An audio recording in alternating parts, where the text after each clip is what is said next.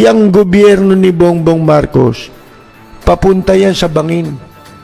Maniwala kayo sa akin at sa hindi. Ha? Wala pa tayong sinasabing bihira yung hindi nagkakatotoo, mga kaibigan. Yan pong itong gobyerno ni Bongbong Marcos, patungo sa bangin. Bakit?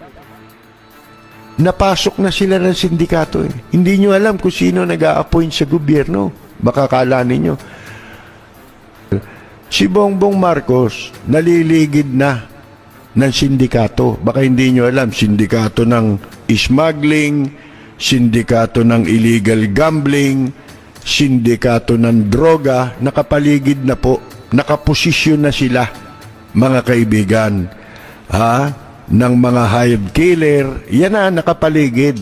Kaya makikita na ninyo Maaring magtagumpay sila sa simula, pero iyang mga yan ay pabagsak yan, mga kaibigan.